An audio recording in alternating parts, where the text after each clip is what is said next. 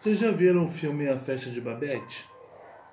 Um filme de 1987, a produção da Dinamarca, baseado num livro de mesmo nome. Eu não li o livro, mas eu acabei de ver o filme e ele tem a ver com o que eu quero falar aqui, um aspecto. Eu quero falar aqui sobre a linguagem, como a linguagem e a humanidade são inseparáveis. Na Festa de Babette tem um homem que iniciou uma comunidade religiosa, mas bem harmônica, no interior da Dinamarca, uma pequena vila. E esse homem ajudava os mais pobres e tinha duas filhas muito bonitas, né? E eles todos viviam um comportamento, além de ser um comportamento harmonioso, eles cuidavam da moralidade uns dos outros, né? Esse homem morre e as filhas dele continuam a cuidar dos pobres e a fazer as reuniões de oração e para falarem sobre os preceitos morais daquela comunidade. Essas filhas envelhecem e são mulheres que não viveram o amor, preferiram continuar naquele trabalho na comunidade, que continua pobre, mas unida em torno do trabalho delas, só que elas estavam chegando ao ponto em que os membros daquela comunidade estavam se odiando, trocando ofensas um ao outro, um dizendo que o outro o tinha enganado, né? Eles estavam em atrito. Chega, vinda de Paris, fugindo da Guerra Civil, uma mulher jovem pedindo acolhimento na casa das duas irmãs. Essa mulher que chega se chama Babette e ela pede acolhimento num dia de muita chuva, ela não tem nada, ela pede acolhimento e as duas irmãs não tem nada para pagar ela, né?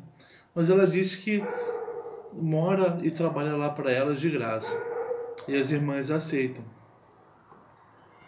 Isso e daí se vão 14 anos. Até que um dia Babette recebe um bilhete, uma carta da França, dizendo que ela recebeu um prêmio de loteria de 14 mil francos. Então ela estava rica.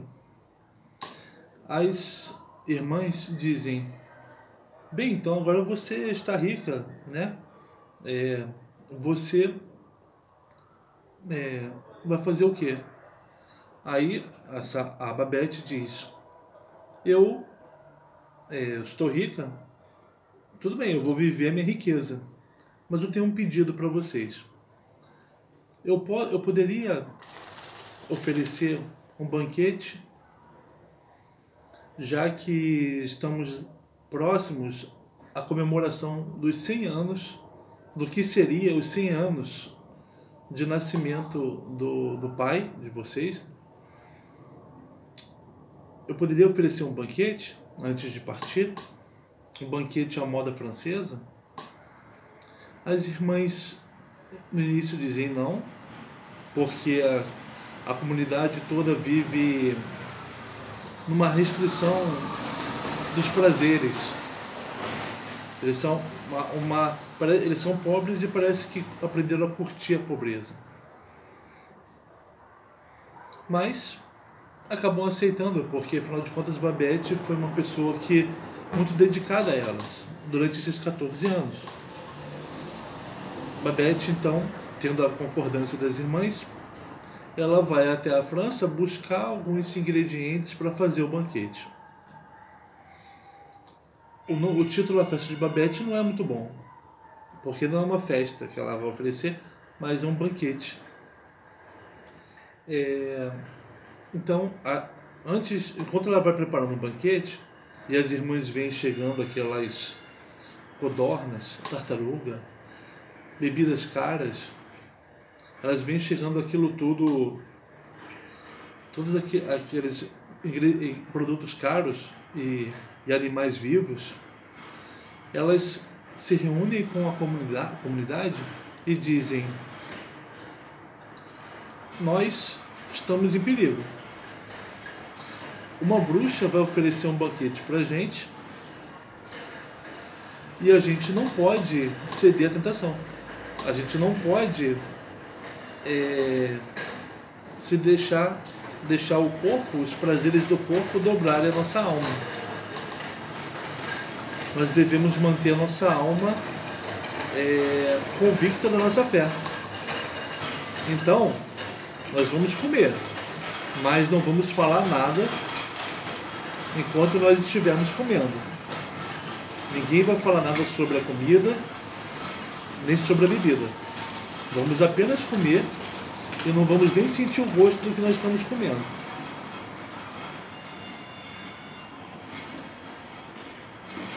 Então, chegou o dia do banquete, o grupo faz as orações, né?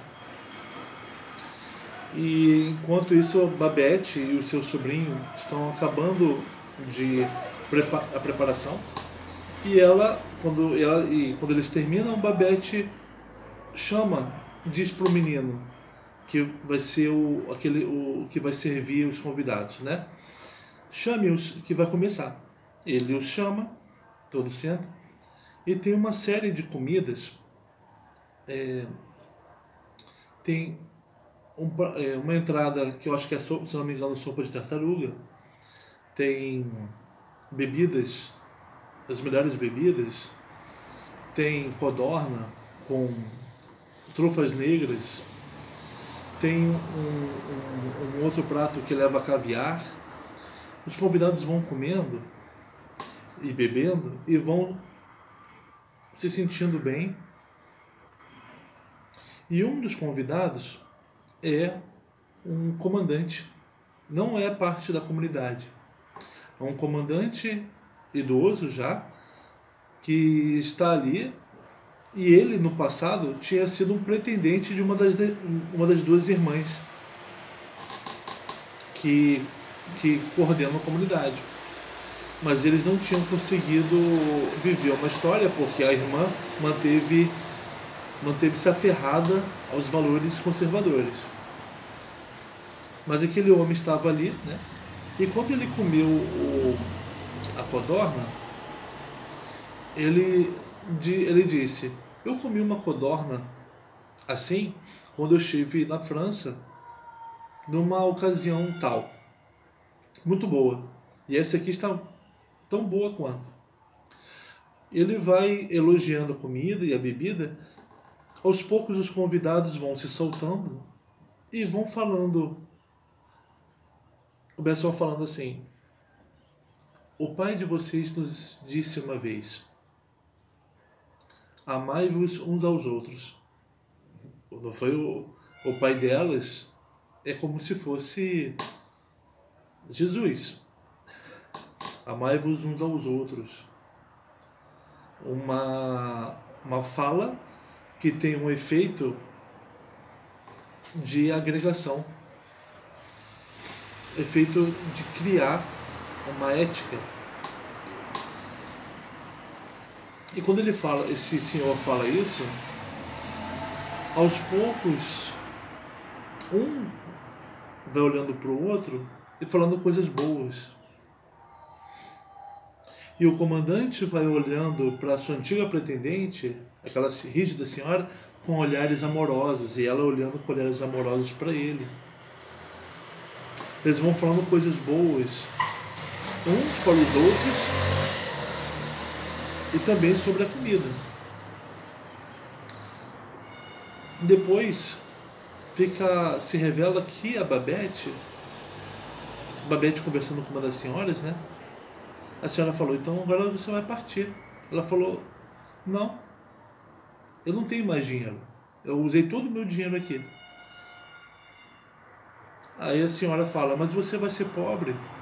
E ela, um artista nunca é pobre.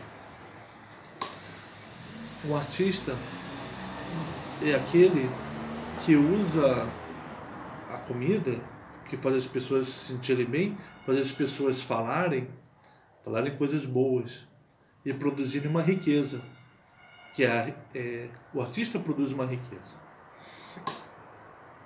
a riqueza da humanidade.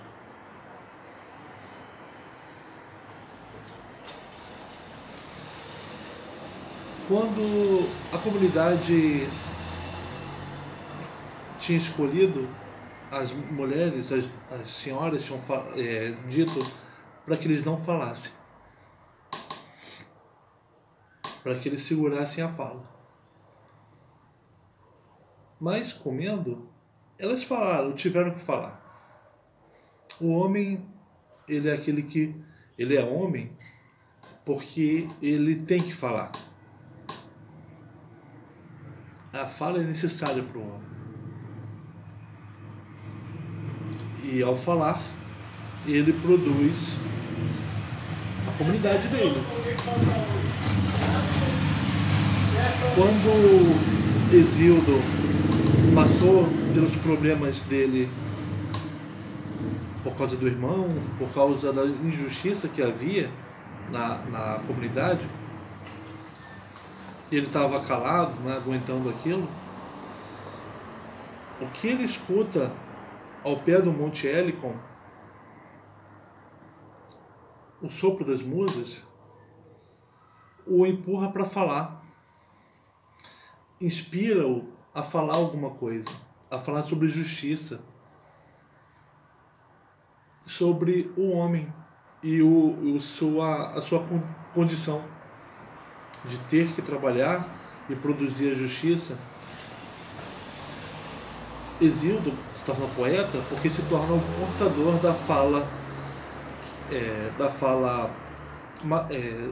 da doce fala, e ele fala também para que o juiz seja aquele que fale a doce fala, e a fala dele presentifica as divindades. Presentificar as divindades, todo o cosmos no qual o homem faz parte, está indissociável com viver uma situação de harmonia social. Eu estou aqui comentando a relação entre a linguagem e homem usando esse livro aqui, O que é a Filosofia, do Giorgio Agamben. Eu vou comentar esse livro porque ele vai ser o nosso caminho aqui. E eu estou indo parte por parte do primeiro texto, chamado Experimentum Vocis. Experimentum Vocis, que fala disso, de como o homem ele nunca pôde renunciar à fala, e nunca pôde impedir que alguém não pudesse falar. Nem os piores torturadores já pensaram em impedir que alguém falasse. A fala é como se a fala tivesse, o homem soubesse que a fala tivesse que correr. Como se as coisas tivessem, como se a fala, como se as coisas tivessem que vir à tona. O homem nunca quis abafar, nunca quis que as coisas não falassem, que as pessoas não falassem, nunca quis que as coisas não viessem à tona.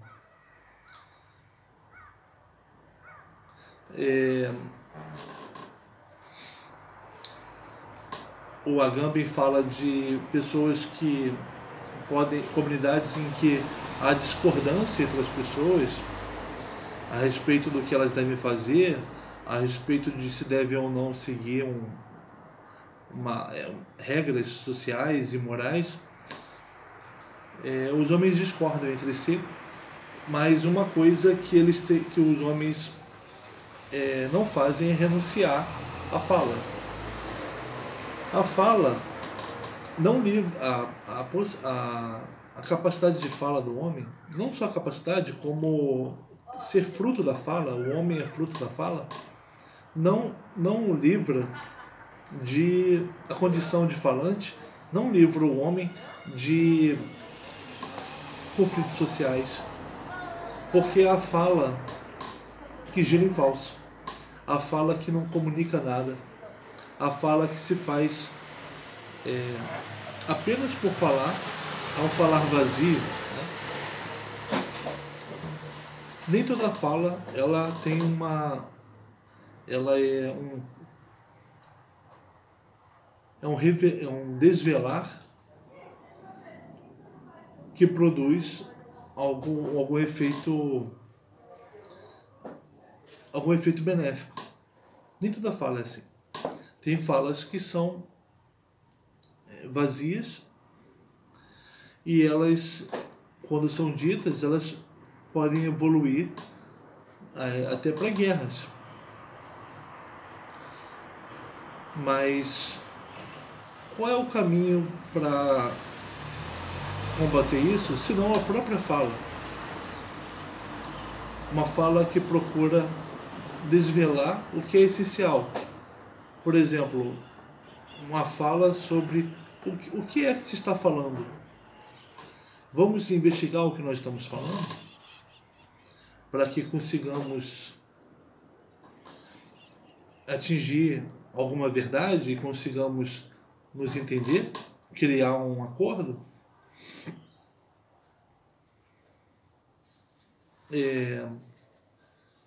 O prefácio desse livro saiu com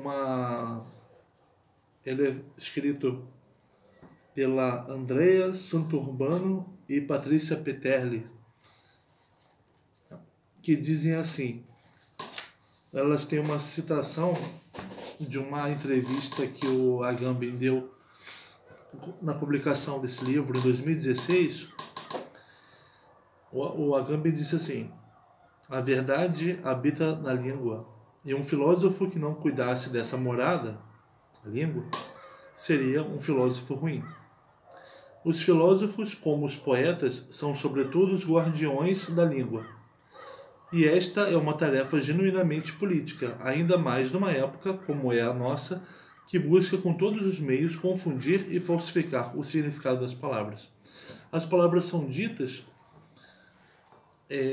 numa situação de pós-verdade, em que o importante é dizer, não há diferença se diz a verdade ou a mentira, o importante é dizer, e tem um efeito de choque, isso causando uma confusão, uma impossibilidade do entendimento.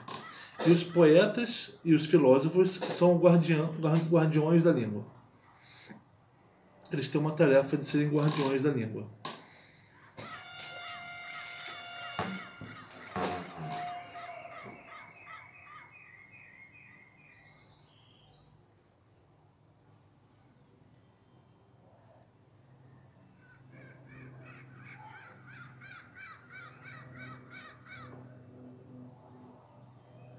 Aqui, ó, uma outra citação do Agamben,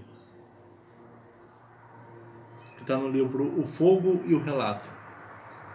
O que é, de fato, a poesia, senão uma operação na linguagem, que desativa e torna inoperantes funções comunicativas e informativas desta, abrindo-as para um possível novo uso. A poesia desativa funções da linguagem, que é a de poder gerar confusão, e ela abre para um novo uso. Já que está difícil de nós nos entendermos, já que enquanto comunidade aqui estamos curtindo a pobreza, estamos nos odiando e falando coisas ruins, não estamos mais nos entendendo, um acusa o outro de querer enganá-lo, a poesia, ela quer um novo uso para a linguagem. A poesia, enquanto a voz das musas, ela tem um caráter ela emprega a harmonia cósmica, e ela faz com que a harmonia esteja presente nas comunicações entre os homens. Parece que quando comeram aquela deliciosa comida da Babette, os homens comeram todos juntos e começaram a sentir aquilo e a falar devagar impressões sobre aquilo. A fala deles pôde ser harmonizada. Eles começaram a ajustar uns as diferenças em relação aos outros, porque uma harmonia foi se construindo ali, porque eles comeram algo que trouxe prazer. O próprio comer e tilintar dos talheres na louça é um som,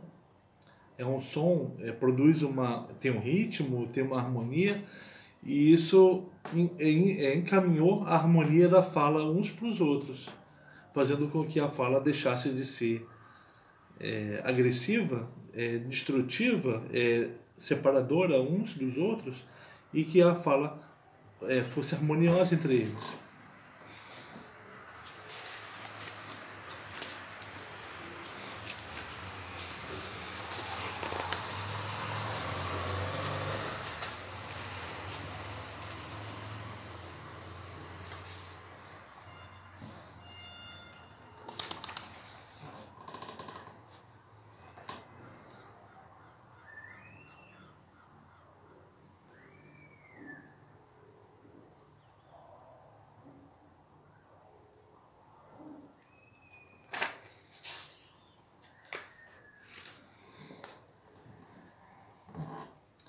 Então nós vamos continuar falando a partir desse livro, O que é a Filosofia do Agamben. Vamos continuar falando sobre língua e o homem. Obrigado.